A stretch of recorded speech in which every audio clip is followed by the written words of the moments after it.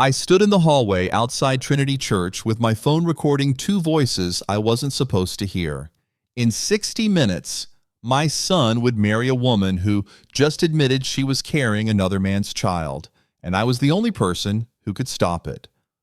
The phone trembled in my hand. Not from fear. I'd spent 6 decades building an $80 million tech empire, and you don't do that without developing steady hands. No, this was rage, pure, crystallized fury at what I was hearing, at what this woman was planning to do to my boy. Once I'm on that birth certificate and the property deeds, he's locked in. Lavelle's voice floated down the hallway, casual as if she were discussing dinner plans. Just like before. Just like before. Those 3 words made my blood run cold. Let me back up. 20 minutes earlier, I'd been standing in Trinity Church's sanctuary, thinking this was the happiest day of my son's life. 200 guests filled the polished oak pews, afternoon light streaming through stained glass windows and painting everything in shades of amber and rose. White lilies and gardenias, Lavelle's choice, of course, filled the air with a sweetness that now felt cloying. Everything about today had been her choice. The flowers, the music, the venue, even the champagne silk dress I was wearing. She'd insisted I deserved to feel beautiful, that this was a celebration for both of us. I'd smiled and nodded, pushing down the instinct that had been screaming at me for 18 months that something was wrong. You'd think at 60 years old, I would have learned to trust my gut. I'd built my fortune on reading people, on sensing when a business partner was hiding something, when a contract had buried clauses that would come back to bite me. But when it came to my son's happiness, I'd ignored every warning sign because Keir looked at her like she hung the moon. The organ swelled with Pachelbel's canon, beautiful, traditional, perfect. Except I knew better now. My phone burned in my clutch purse, 2 minutes and 43 seconds that would destroy my son's wedding day or save his life. I'd spent the last hour trying to convince myself there was still time to handle this quietly. Pull Keir aside, show him the evidence, let him decide. But every time I imagined his face, watching hope drain from his eyes as he realized the woman he loved had been playing him for 18 months, my courage faltered. How do you do that to your child? How do you stand there and watch their world shatter?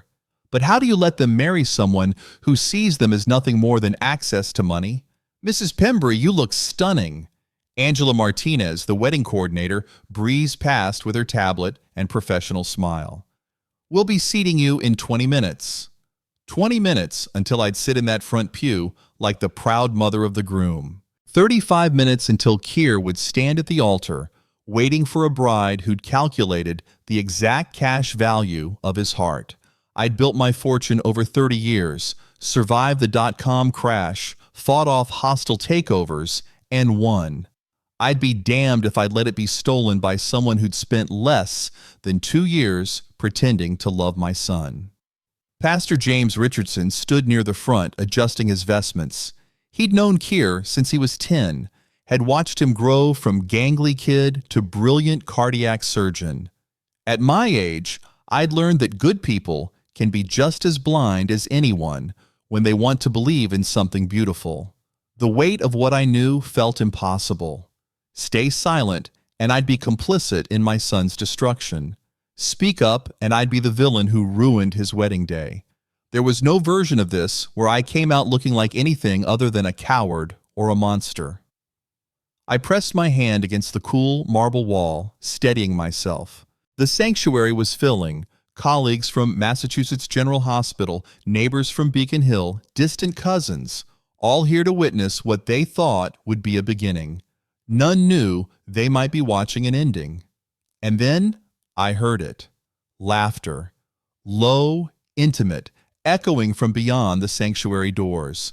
Not the polite conversation of wedding guests. Something else. Something that, after 60 years of reading people, I recognized immediately as dangerous. Something that sounded an awful lot like Lavelle. My feet moved with the careful deliberation I'd learned over a lifetime of navigating boardrooms and hostile negotiations.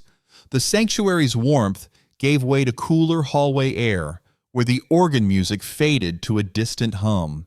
Here, away from the crowd, the only sound was my heels against marble, each step measured, purposeful. I pressed myself against the wall, letting my eyes adjust to the dimmer light. The hallway stretched ahead, lined with tall windows overlooking Copley Square. A long table held neat stacks of wedding programs. Beyond that, near the administrative wing, two figures stood close together, too close for a bride 30 minutes before her ceremony. I recognized Lavelle's champagne silk robe first. Her back was to me, but I knew the way she held herself, the tilt of her head when she was being charming. 18 months of watching her charm my son. 6 decades of watching people had taught me the difference between genuine warmth and calculated performance. The man facing her was someone I'd never seen before. Tall, casually dressed in dark jeans and a button-down with rolled sleeves. No tie, no jacket, young, maybe mid-30s. His hand rested on Lavelle's arm in a way that made my stomach tighten. Not the touch of a friend, something else entirely. I moved closer, each step careful. A skill I'd honed over years of business negotiations, how to observe without being observed. People expected older women to be harmless. Their mistake. Their voices carried in the quiet space. After this wedding, we'll have to be more careful. That was Lavelle, her voice lacking the sweet quality she used around Keir. Harder, more calculated. How long do you think before... The man's words cut off as Lavelle glanced over her shoulder. I held still, using the program's table as cover. My hand gripped its edge with the steady strength I'd maintained through decades of yoga and Pilates. She turned back, satisfied. His mother will never know, Lavelle said. And that musical laugh I'd heard at Sunday dinners floated through the air. She thinks I'm perfect for him. Sweet little boutique owner, so in love with her precious surgeon's son. The recording in my purse suddenly felt heavier. This wasn't paranoia. This was pattern recognition honed over 6 decades of staying alive in a cutthroat business world. The man shifted, good-looking in a too-smooth way, dark hair, the kind of smile that worked on people who weren't paying attention. His hands slid down to catch Lavelle's, their fingers intertwining with practiced ease. "You're sure about the timeline?" he asked. "Everything's in place," Lavelle said. "The accounts, the property deed, all of it. Once we're married, it's just a matter of..." She stopped abruptly. Pastor James's voice echoed from deeper in the church, calling for the sound technician. Both Lavelle and the man tensed, then stepped apart with practiced speed. I'd seen enough corporate conspiracies to recognize the choreography of deception. The man leaned in, his voice dropping lower. "I can't believe this is actually happening." Neither could I, but at my age I'd learned that believing didn't matter nearly as much as acting. And before I could act, I needed to understand exactly what I was dealing with. Which meant going back. Back to the moment everything changed. I'd left the sanctuary under the pretense of needing air, my heart hammering as I moved through the dim corridor toward the hallway outside the bridal suite. Voices had drawn me here. Lavelle's unmistakable laugh and a man's voice that didn't belong to my son. I found an alcove near the secretary's office, close enough to hear, hidden enough to stay unseen. My phone was already in my hand. I'd learned decades ago in boardrooms that documentation was power. Gut feelings were worthless without proof. I pressed record. The red dot appeared on screen. Then I listened. "So you're really going through with this?" A man's voice, not my son's, younger, casual, amused. Lavelle's response came easy, natural. "Of course, why wouldn't I? Everything's falling into place." "But what about his mother? Melena's no fool." She laughed, that same musical sound I'd heard at holiday gatherings, at family dinners. "Melena, please, she thinks I'm perfect for Keir. That woman is so desperate for her son to settle down, she'd accept anyone." My grip tightened on the phone. 60 years of composure kept me silent, kept me still. And Keir is naive, sweet, brilliant, and completely naive. He has no idea what's happening. Her voice held a note of something almost like affection, which somehow made it worse. I'm only after the money. His mother is worth $80 million. The hallway tilted. 80 million, the fortune I'd spent 30 years building, reduced to a target. 80 million? Jesus. And he just gives you access? Not yet. That's what the marriage is for. Lavelle's voice was matter-of-fact, clinical. Once I'm his wife, I'll have legal access to everything.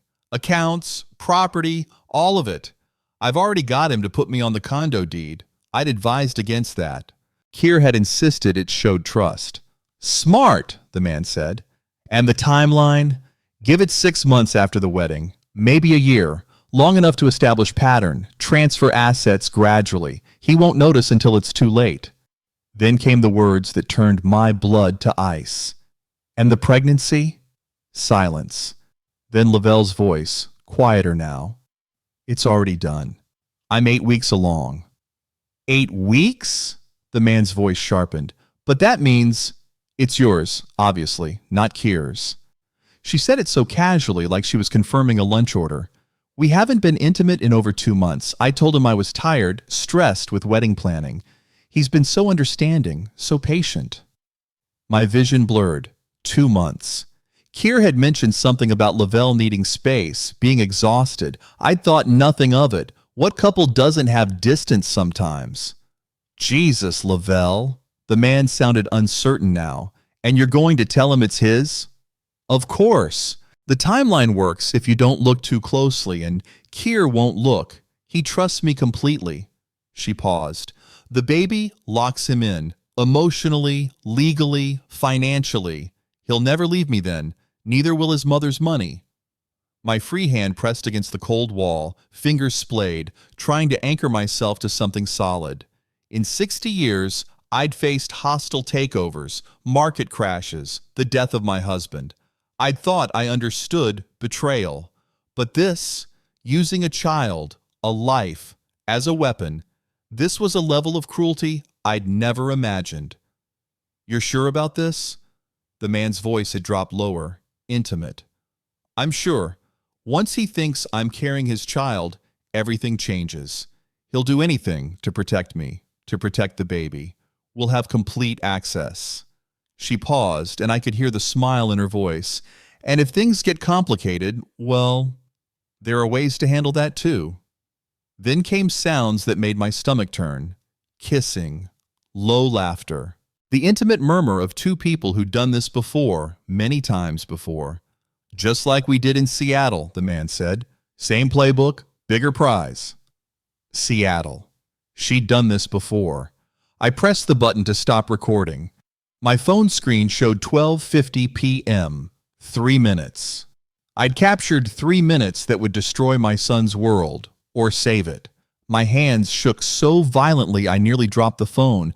I pressed my back against the wall, forcing myself to breathe through the nausea. The hallway seemed to spin, the air too thin and too thick all at once. A baby. She was going to trap my son with a baby that wasn't his, make him responsible for another man's child while she systematically drained everything we had. I thought of Keir's face when he told me about the wedding, the joy in his eyes. She's the one, Mom. I know it. He'd been so sure, so happy, the same way he'd been sure about everything in his life, medical school, his specialty, his career. My son had never learned to doubt, never learned that sometimes people lie with smiles on their faces. But I had learned. 60 years of life had taught me that lesson over and over. I looked at my phone again. 12:50 p.m. The wedding was at 2, 1 hour and 10 minutes, 70 minutes to decide whether to detonate my son's life or let him walk into a trap that would destroy him slowly, methodically, completely. 70 minutes to choose between being the mother who ruined his wedding day or the mother who let him marry his own destruction. My legs felt weak, but I pushed off the wall. My hands still shook, but I tightened my grip on the phone. The recording was there, time-stamped, undeniable evidence. And I had 70 minutes to figure out what the hell to do with it. I couldn't stay in that hallway. My legs carried me toward the nearest restroom, my hand gripping the phone like it was the only solid thing left in the world. The restroom was empty, thank God. I locked myself in a stall and leaned against the cool metal door, forcing air into my lungs. In, out. The breathing exercises I'd learned decades ago during my first major acquisition. Ground yourself. Think clearly. After a few minutes, I splashed cold water on my face. The woman staring back at me in the mirror looked older than 60. Pale, jaw tight, but steady. I needed real privacy. My car. I walked there with measured steps, nodding at arriving guests. Smile. Nod. Everything's fine. Just the mother of the groom taking a moment. Inside my Mercedes, I locked the doors and gripped the steering wheel. The leather was warm from the sun, tangible and real. My phone sat on the passenger seat. 12:55 p.m., 65 minutes left. The question wasn't whether to tell Keir. That had never been a question. The question was when and how. I could march into the bridal suite right now, play the recording, watch Lavelle's mask shatter. But Keir wasn't there. He was with his groomsmen, laughing, unaware. Confronting Lavelle alone would give her time to spin lies, to turn my son against me before he heard the truth. I could wait until the ceremony, stand during the speak now or forever hold your peace moment. Dramatic, public, but it would humiliate Keir in front of everyone he knew. That wasn't protection, that was cruelty. No. The right time was just before the ceremony, private in the groom's room. Give him the recording, let him hear it himself, protect him from public humiliation while giving him the truth. The decision settled over me like armor. I closed my eyes and a memory surfaced, unbidden. 18 months ago. Sunday dinner at my house in Beacon Hill. Keir had called that morning asking if he could bring someone. Someone special, Mom. She'd walked into my dining room like sunshine personified. Lavelle Hayes, 29, with an easy laugh and a boutique in the South End. She'd complimented my home, asked about my business with apparent fascination, listened like every word I said mattered. She'd touched Keir's arm constantly, looked at him like he was the most incredible man she'd ever met.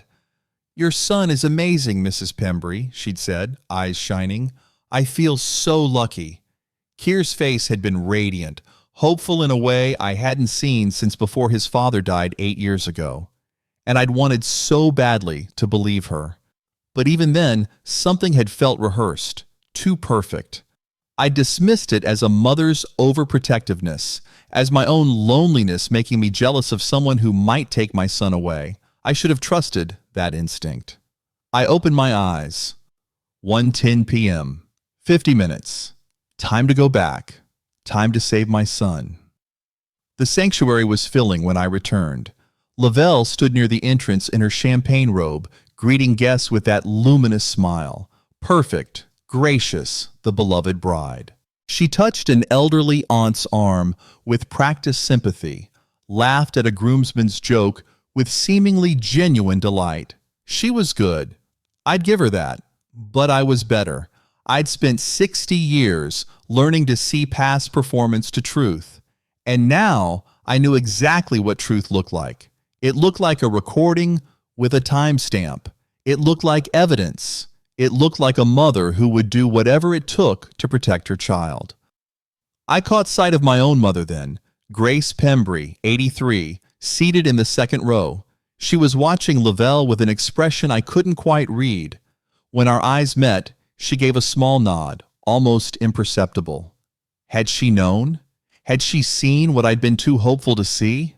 No time to wonder now. I moved toward the hallway that led to the groom's preparation room. Somewhere down there, my son was adjusting his bow tie, checking his watch, preparing to make the biggest mistake of his life. Not if I could help it. The hallway to the groom's room stretched before me like the longest walk of my life. My heels clicked against polished floors, each step carrying me closer to shattering my son's world.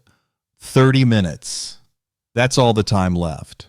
I stopped outside the door marked Groom, pressing my palm against the cool wood for just a moment. 60 years of living, and I'd never felt less prepared. But there was no other choice. I knocked twice and opened the door. Keir stood before the mirror, adjusting his bow tie with focused concentration. His tuxedo fit perfectly, tailored, elegant. He looked like he had the morning of his medical school graduation, proud, nervous, ready for his future. Ethan Ross, his best man and closest friend since their residency at MGEH, sat on the couch scrolling through his phone. He looked up when I entered, and something flickered across his face. Recognition, maybe, or concern. "Mrs. Pembry." He stood, pocketing his phone. "The mother of the groom looks beautiful." Jonathan turned, and his face lit up with that smile I'd loved since he was born. "Mom, I was just thinking about you." He laughed, touching his collar. "I can't get this damn tie right." The joy in his voice was a knife to my heart. "Keir," my voice came out steadier than I felt. "I need to speak with you. Alone." The smile didn't fade immediately, but something shifted in his eyes. He glanced at Ethan, then back at me, reading my face the way a surgeon reads vital signs. "Mom, what's wrong?" Ethan was already moving toward the door. He'd been Keir's friend long enough to recognize the weight in a room. "I'll just go check on the ushers." "Thank you, Ethan." He squeezed Keir's shoulder as he passed, a gesture of solidarity that told me he'd suspected something was off. The click of the door closing sounded too final. "Mom," Keir moved toward me, hands dropping from his tie. "You're scaring me." "What is it? Is someone hurt?" "No one's hurt." I held up a hand. "But I need you to listen to me. Really listen." His hands hung loose at his sides. At 34, he was still my little boy, the one who'd climbed into my bed during thunderstorms, who'd called me crying when he lost his first patient, who trusted too easily because we'd raised him in a home where trust was sacred. "Okay." His voice was quiet now, wary. "I'm listening." I pulled my phone from my clutch, the screen showing the recording. Time-stamped 12:47 p.m. "I need you to hear something before you walk down that aisle. Before you make vows you can't take back." His eyes moved from my face to the phone, confusion deepening. "Mom, what are you talking about? The wedding starts in 30 minutes. "I know, that's why we're doing this now." "Doing what? What is that?" My throat tightened. "A recording. From earlier today. In the hallway outside the bridal suite." Something flickered across his face, not understanding yet, but the beginning of dread. The way a patient's expression changes when the doctor walks in with test results they know will be bad. "A recording of what?" I extended the phone toward him, my hand remarkably steady. In 60 years, I'd made thousands of difficult decisions, fired people, ended partnerships, walked away from deals. But nothing had ever felt like this. "Press play," I said, my voice breaking on the second word, "and then you tell me if you still want to walk down that aisle." His hand reached out, uncertain, hovering over the phone. Our eyes met, and in his, I saw the last moment of innocence, the final second before his world would change forever. "Press play, sweetheart." His fingers closed around the phone slowly, like he was picking up something fragile. For a moment, he just stared at the screen, at the timestamp, at the recording icon, at the play button that would shatter everything he believed about the woman he loved. Then he pressed it. The room filled with sound, static first, then voices clear enough to understand, intimate enough to know they hadn't meant to be overheard. A man's voice, unfamiliar. "So you're really going through with this?" Keir's brow furrowed. He glanced at me, confused. Then Lavelle's voice. "Of course. Why wouldn't I? Everything's falling into place." I watched him freeze, his eyes fixed on the phone, his whole body going still. The man again. "But what about his mother? Melena's no fool." Keir's eyes snapped to mine. His mother. They were talking about me. Lavelle's laugh came through the speaker, dismissive. "Melena, please. She thinks I'm perfect for Keir. That woman is so desperate for her son to settle down, she'd accept anyone. The color started draining from his face. Not all at once, but slowly, the healthy tone fading to something gray-waxa. And Kier? His name in her mouth, but in a voice he'd never heard her use. Cold, calculating. Kier is naive, sweet, brilliant, and completely naive. He has no idea what's happening. His hands started shaking, small tremors at first, then stronger, the phone wavering in his grip. I stepped closer, ready to catch it. I'm only after the money. His mother is worth $80 million. The phone clattered onto the desk. Kier's finger had found the pause button, pressed it hard.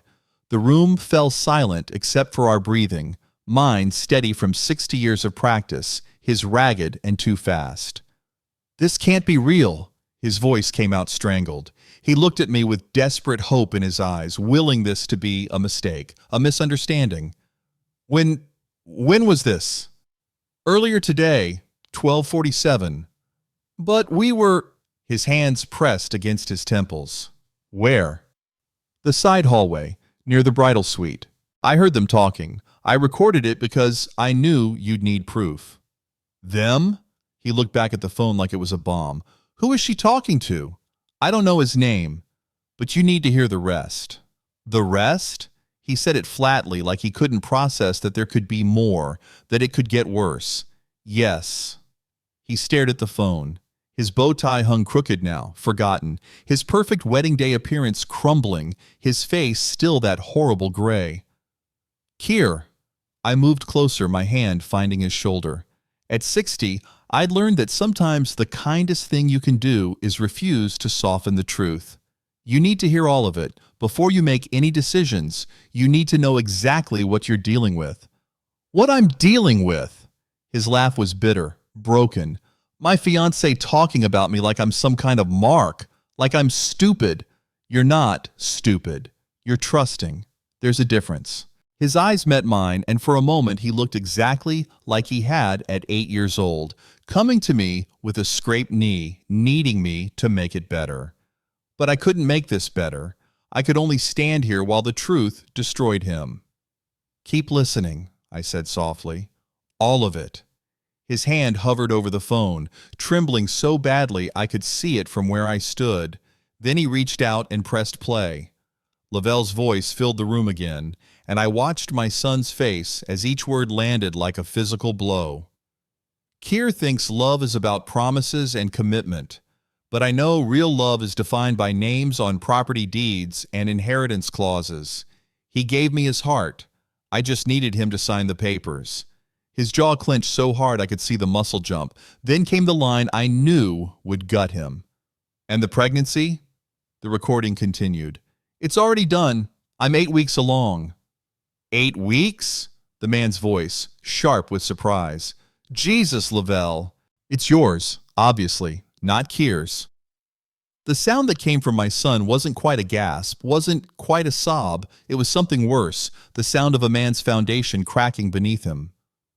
We haven't been intimate in over 2 months, Lavelle's voice continued, careless and cruel. He's been so busy with his research, so understanding about me being exhausted. He has no idea the exhaustion is first trimester fatigue from your baby, not his. Kier's breathing changed, shorter, faster. I could see him doing the math, counting back the weeks, the timeline that didn't add up.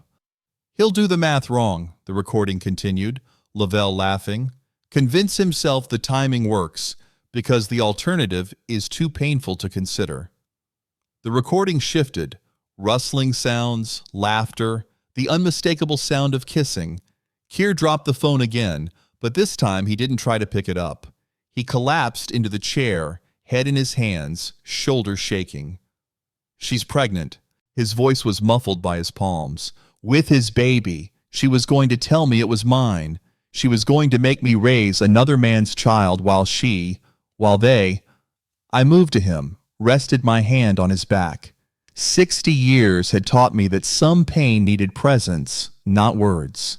I gave her everything. The words choked out. I trusted her. I put her on the condo deed because she said it meant I trusted our future, that I believed in us. And the whole time she just needed my signature. I know. The baby isn't mine. He looked up at me, eyes red-rimmed and desperate. 2 months, Mom. We haven't been together in 2 months because she said she was tired, stressed about the wedding. And I believed her. I was understanding. I was patient. His voice broke.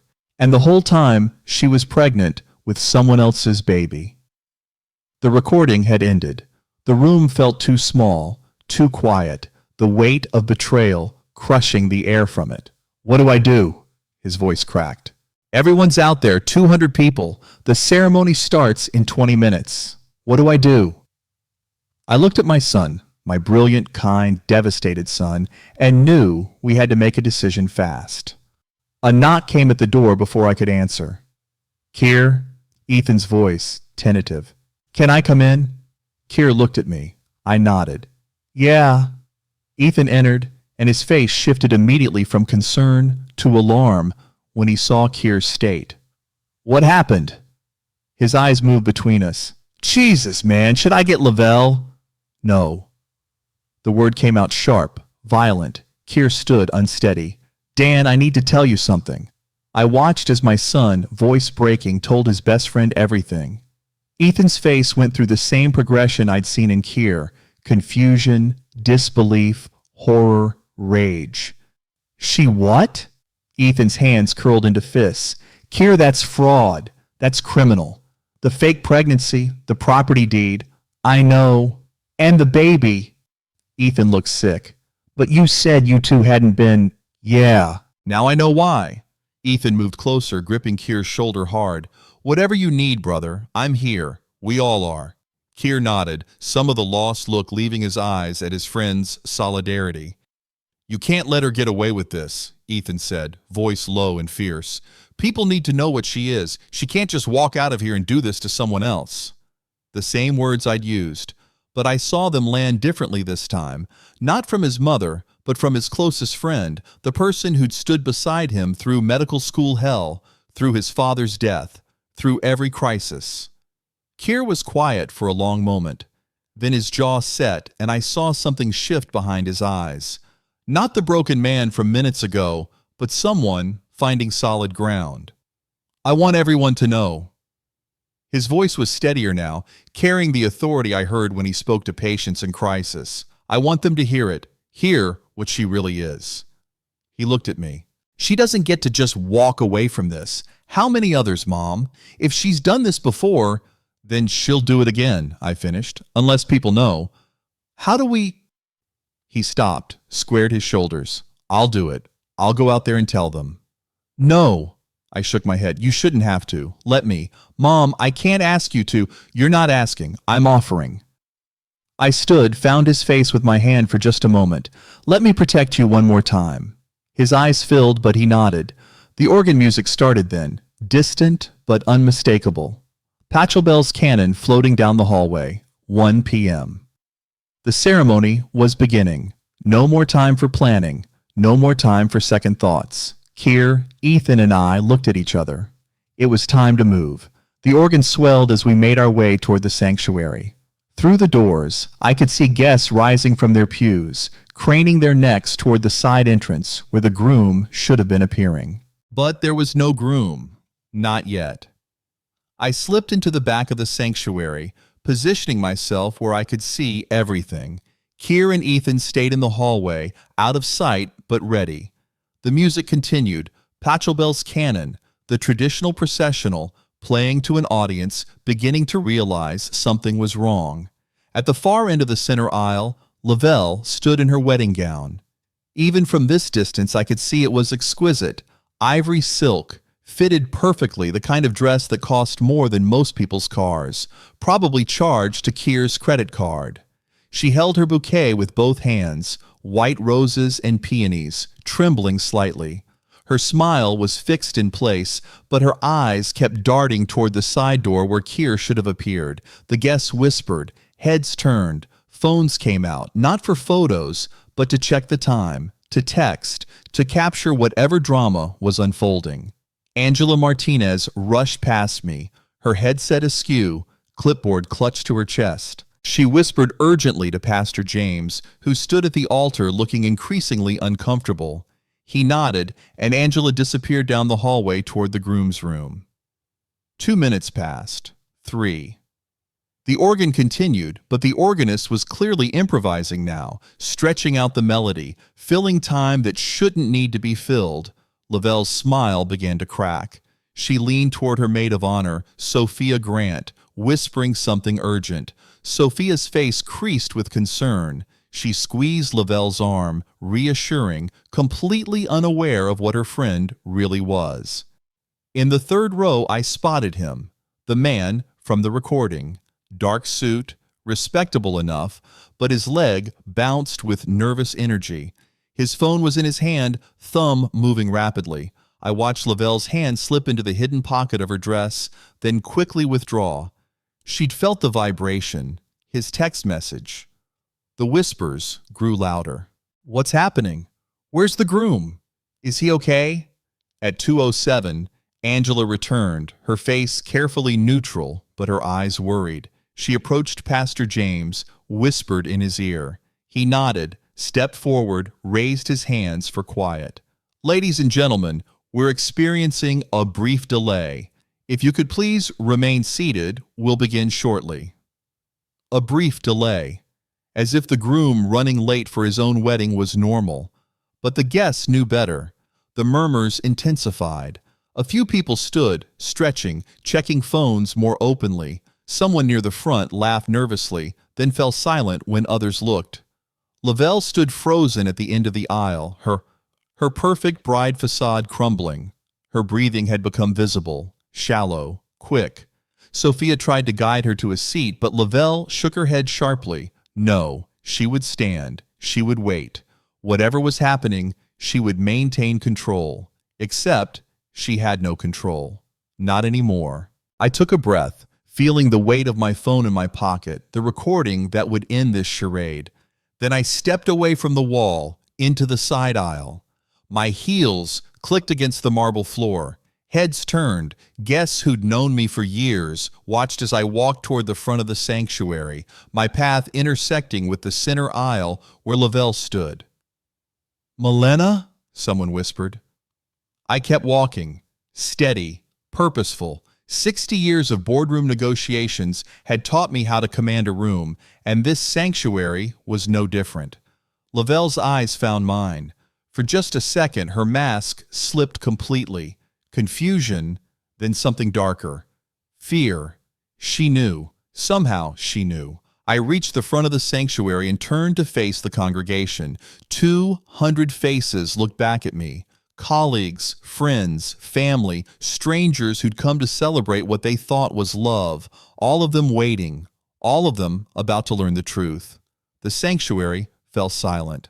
200 people, 200 held breaths. I didn't make them wait long. "There will be no wedding today." The words hung in the air for a beat. Then chaos, gasps, a collective intake of breath that rippled through the pews like a wave.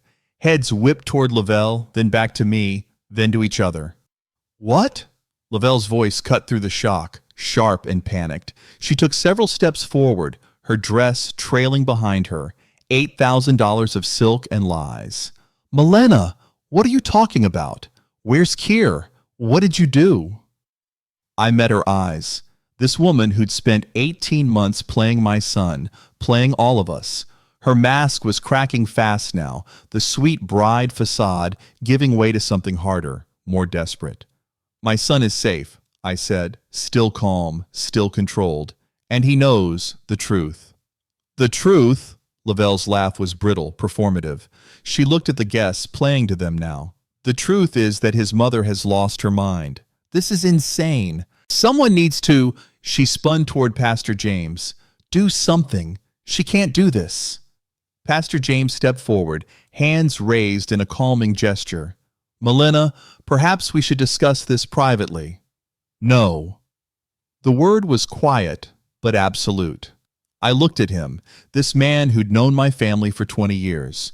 No more privacy, no more quiet discussions. That's how people like her keep getting away with it. Lavelle's face went white. People like me? How dare you? But I wasn't looking at her anymore. I was looking at the man in the third row, the one who'd been texting, the one whose baby she was carrying. He'd risen from his seat, moving toward the side aisle, trying to slip out unnoticed while everyone's attention was on the drama at the front. I wouldn't leave if I were you, I said, my voice carrying across the sanctuary. Every head turned to follow my gaze. The man froze, his face, handsome, smooth, practiced, going carefully blank. I don't know what you're talking about. I'm just a guest. I should let the family handle. You're not just a guest. I looked back at the congregation. That man's name is Brandon Cole, and he and Lavelle have been working together for quite some time. The whispers exploded. Lavelle's mouth opened and closed, no sound coming out. Brandon stood trapped in the aisle, caught between staying and running, knowing either choice condemned him. This is ridiculous, Lavelle finally managed, her voice climbing higher. I don't even know him. Melina has clearly had some kind of breakdown. The stress of the wedding, maybe. I have a recording, I said simply. The sanctuary went dead silent. Lavelle's face transformed. Fear. Real, genuine fear. A recording of what? Of you and Brandon from earlier today, discussing your plans for my son, discussing the $80 million you've been after since the day you met him. I paused, letting the weight build.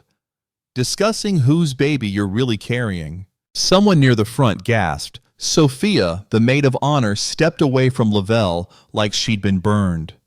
That's a lie, Lavelle said, but her voice had lost its strength. You're lying. You couldn't have. There's no. Before anyone leaves, I said, raising my voice to carry over her protests, over the rising murmur of the crowd, you all deserve to hear why there will be no wedding today.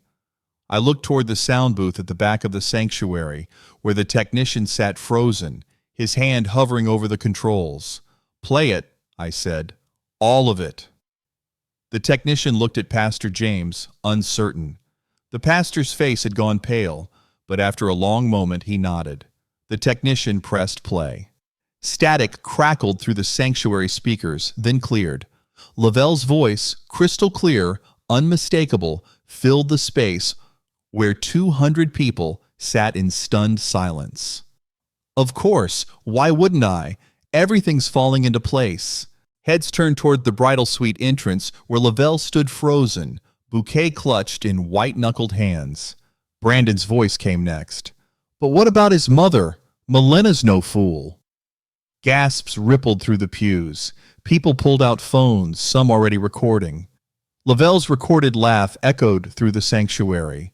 Melina, please. She thinks I'm perfect for Keir. The guests who'd attended Sunday dinners, who'd celebrated the engagement, who'd bought gifts from the registry, they sat motionless, listening to her mock the woman who'd welcomed her into the family. Keir is naive, sweet, brilliant, and completely naive. He has no idea what's happening. I'm only after the money. His mother is worth $80 million. The sanctuary erupted. Voices overlapped. Shock, outrage, disbelief. 80 million? Jesus Christ. And he just gives you access? Brandon's voice from the speakers. Not yet. That's what the marriage is for. Lavelle lurched toward the sound booth, heels clicking frantically on marble. Brandon rose from his pew, face white, looking for an exit. But the recording continued, relentless. I've already got him to put me on the condo deed. No! Lavelle shouted, pushing through the center aisle. Turn it off! This isn't... Her voice from the speakers cut through her protests. Keir thinks love is about promises and commitment. But I know real love is defined by names on property deeds and inheritance clauses. He gave me his heart. I just needed him to sign the papers. The sanctuary went silent again. Then someone screamed. Sophia, the maid of honor, stood in the front row, staring at Lavelle with horror. You said you loved him. You said he was your soulmate. Lavelle kept moving toward the sound booth, but Ethan stepped into the aisle, blocking her path. Two groomsmen flanked him, arms crossed. The recording played on. And the pregnancy, it's already done. I'm 8 weeks along. New gasps, louder. Kier's colleagues from the hospital exchanged horrified looks. And it's yours, obviously, not Kier's. The sanctuary exploded. People jumped to their feet. Phones were everywhere now, recording Lavelle's mortified face, Brandon's failed attempt to slip toward the exit, the chaos unfolding in real time. We haven't been intimate in over 2 months, Lavelle's voice continued from the speakers, indifferent and cruel. He has no idea the exhaustion is first trimester fatigue from your baby, not his. Pastor James stood at the altar, mouth open, unable to process what he was hearing. Men like Kier believe what they want to believe. He'll do the math wrong, convince himself the timing works because the alternative is too painful to consider. Then came the kissing sounds, intimate, damning, undeniable. Someone in a back pew retched, but it was the final line that changed everything. Just like we did in Seattle, Brandon's voice said. Same playbook, bigger prize. The recording ended with static. For 3 seconds, there was absolute silence. Then an elderly woman in the 5th row stood shakily, her hand gripping the pew in front of her. I knew it, she said, her voice carrying in the stunned quiet. I knew I recognized you. All eyes turned to her. Teresa Walsh, she introduced herself, looking directly at Lavelle. My nephew lives in Connecticut. 3 years ago, a woman scammed him out of $200,000. She pulled out her phone with trembling hands, pulled up a news article. Lavelle Turner. That's your real name, isn't it? She held up her phone. Even from where I stood, I could see the headline, Connecticut man loses $200,000 to romance scam. And there, in the accompanying photo, Lavelle, hair different, name different, but unmistakably her. Same pattern, Teresa continued, her voice growing stronger. Fake pregnancy, property transfers. And him, she pointed at Brandon, he was in the article too, listed as her business partner. The murmurs became a roar. Lavelle's face had gone from white to gray. That's not... I never... How many? I asked quietly, but in the shocked silence, everyone heard. How many victims, Lavelle? She looked at me, and for just a second, I saw something flicker across her face. Not remorse exactly, but something close to it. Exhaustion, maybe. The tiredness that comes from running too long. Then Brandon broke. This wasn't supposed to happen, he said, backing toward the wall. Lavelle, we need to go, now. Don't you dare, she hissed at him. Then turning back to the congregation, she tried one more time. You don't understand. I needed the money for my mother's medical bills. She's dying, and your mother died 6 years ago, I said calmly. I checked. The lie hung in the air, exposed. Lavelle's shoulders sagged. Then another voice spoke up, elderly, familiar from the 2nd row. I knew too. Every head turned. My mother, Grace Pembry, 83 years old, stood slowly from her seat. Her hands shook, but her voice was steady. I knew from the beginning. The sanctuary went completely silent. Mom? My voice came out smaller than I intended. What do you mean? Grace's eyes, still sharp despite her age, found mine. I saw her 6 months ago at a cafe in Cambridge, she pointed at Brandon. With that man. They were intimate, planning something. I heard them mention money, mention Kier. My world tilted. Why didn't you tell me? Tears streamed down Grace's face. I tried, Milena. That Sunday dinner in March. I pulled you aside, told you something felt wrong about her. You said I was being paranoid. You said I was too old to judge young people's relationships anymore. The memory hit me like a physical blow. She had tried to warn me, and I dismissed her, patted her hand, told her she was being overly protective. So I stayed quiet, Grace continued, her voice breaking. I was afraid if I pushed harder, you'd stop talking to me, that you'd think I was losing my mind, and She looked at Kier, who'd appeared in the doorway. I failed my grandson because I was afraid. Grandma Grace. Kier moved through the crowd toward her. You didn't fail me. I did. I knew, and I said nothing. Kier reached her, took her hands. You tried to speak. Mom and we didn't listen. That's on us. I felt the weight of it then.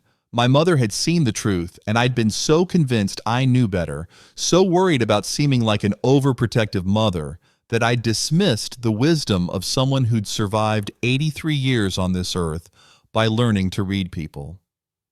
I'm sorry, Mom, I said, my voice thick. I'm so sorry. Grace nodded, wiping her eyes.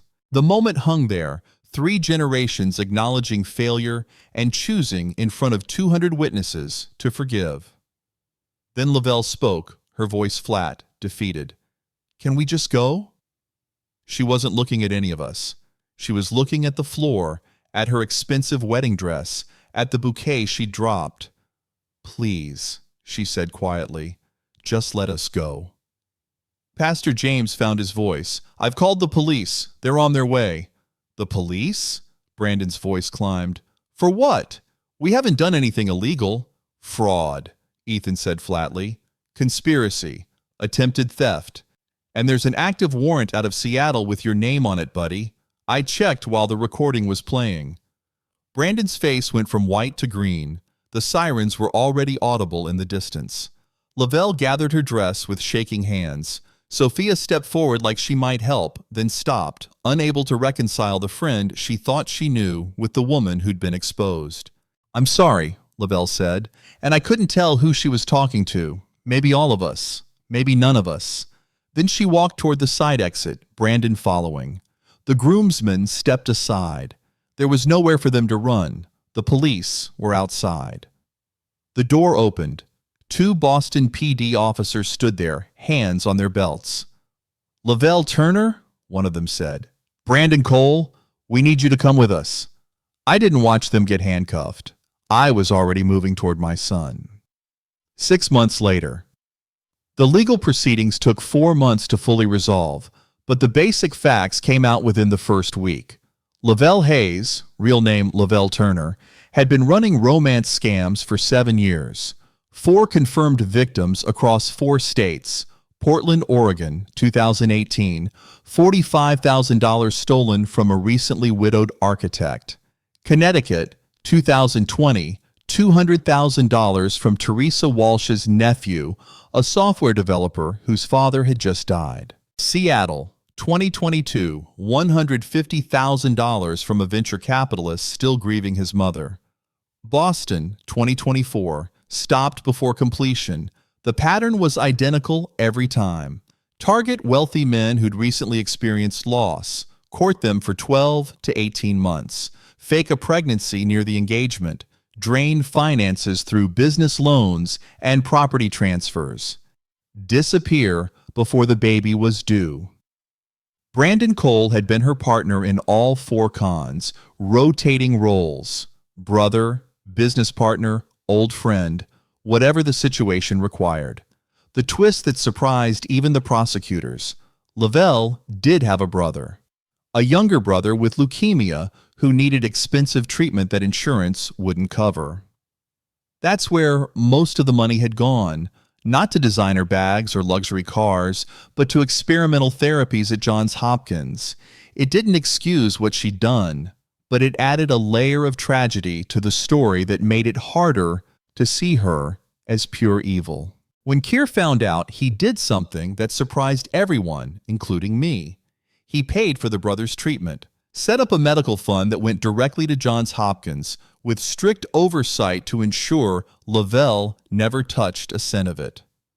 The kid didn't do anything wrong, he told me over Sunday dinner, and neither did those doctors trying to save his life. I'm not going to let an innocent person suffer because his sister made terrible choices. That's when I knew my son was going to be okay. Not right away. He spent 3 months in therapy with Dr. Sarah Bennett, working through the betrayal, the self-blame, the shattered trust. He learned the vocabulary of manipulation, love bombing, financial enmeshment, isolation tactics. He learned that his tendency to trust wasn't a flaw, but that blind trust was. He started dating again after 5 months, carefully, with boundaries that would have seemed paranoid before, but now seemed healthy. Her name was Rachel Kim. Pediatric oncologist, 32, with her own career and her own apartment and her own life. They'd met at a medical conference, bonded over a shared interest in cardiac research applications to childhood cancer treatment. She split checks. She never asked him for money. When he offered to co-sign on a car loan, she'd laughed and said, "I have excellent credit. Thanks." I liked her immediately. Sunday dinner, October. "So, dear," my mother said, smiling at Rachel across my dining room table, "what are your intentions with my grandson?" The table froze. Kier's fork stopped halfway to his mouth. Ethan, who'd become a regular at these dinners, choked on his wine. Rachel laughed, completely unfazed.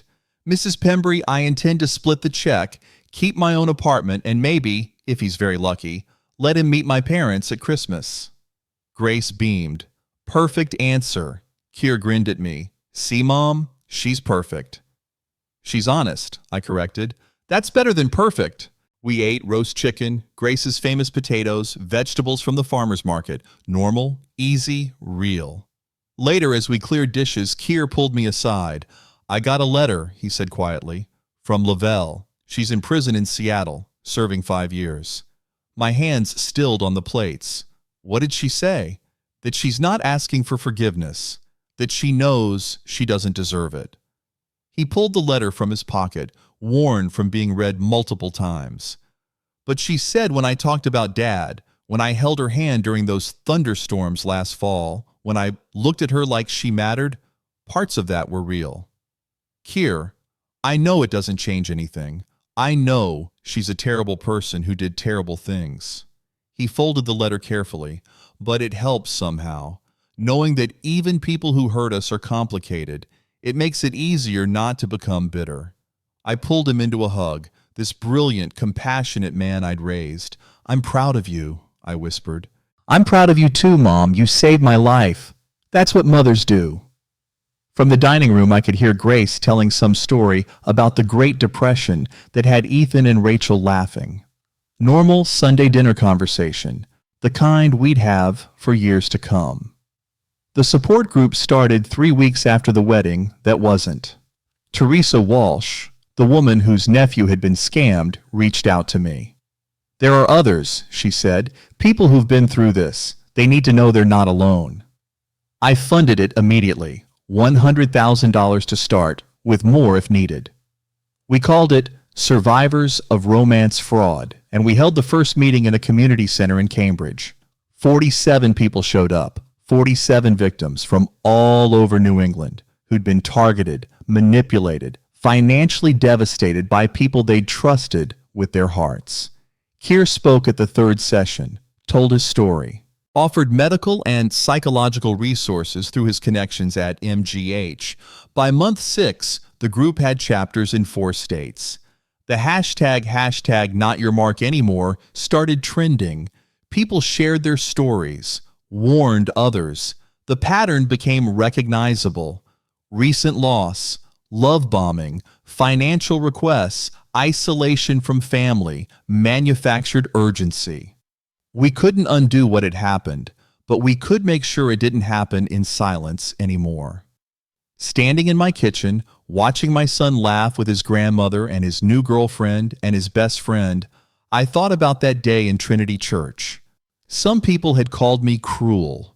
The video had gone viral, 12 million views and counting. The comments section was a war zone.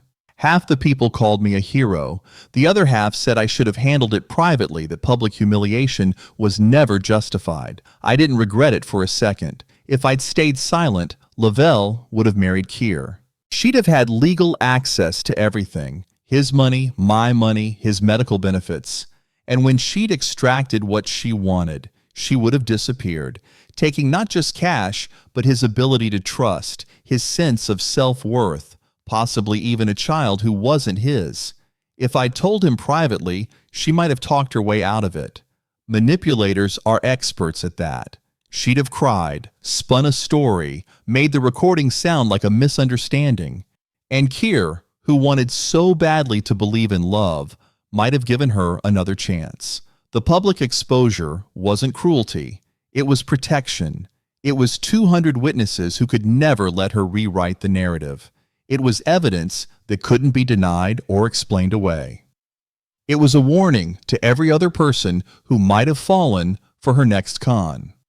And it worked.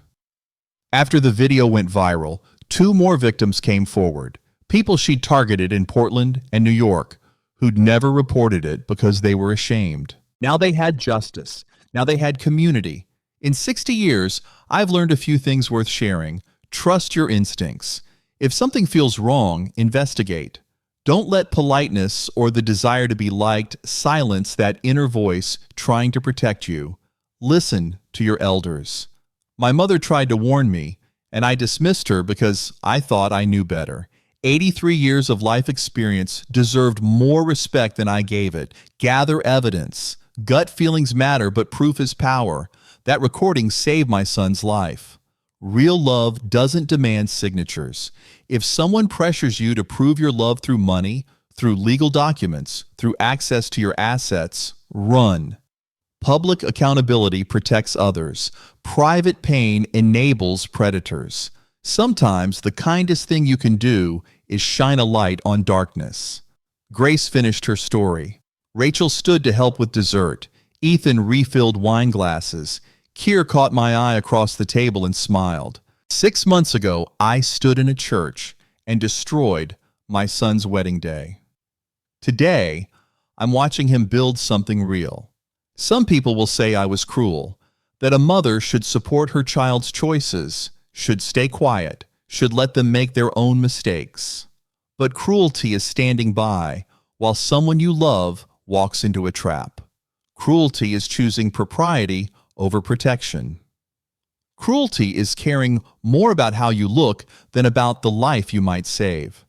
Love isn't always gentle. Sometimes it's a mother recording evidence in a hallway. Sometimes it's playing that recording in front of 200 people. Sometimes it's being willing to look like the villain so your child can live to see another day. I thought of Lavelle in prison with a baby boy she'd conceived as a weapon. I thought of Brandon serving time in Seattle.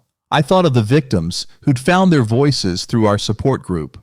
And I thought of Keir laughing at something Rachel said, whole and healing and free. "Mom," Grace called from the dining room, "are you going to bring that pie, or are you just going to stand there looking philosophical?" I smiled, picked up the apple pie I'd baked that morning, and carried it to the table where my family waited.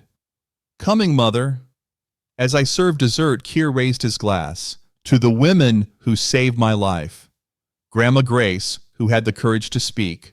Mom, who had the courage to act. And Rachel, who has the patience to deal with my trust issues.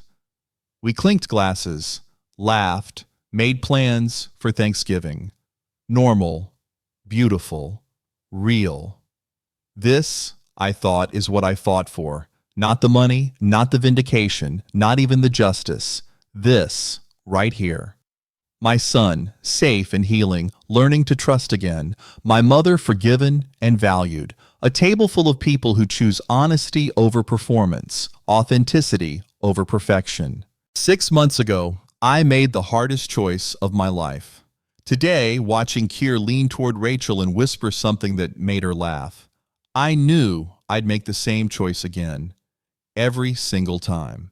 Because that's what love looks like when it's real. Not a signature on a property deed. Not a promise of forever. Not even the perfect wedding in the perfect church.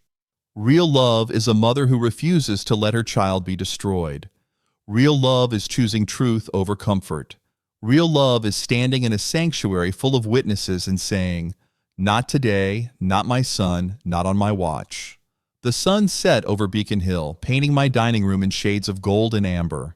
We ate pie. We told stories. We planned next week's dinner. And somewhere in Seattle, in a prison cell, Lavelle Turner was learning that actions have consequences.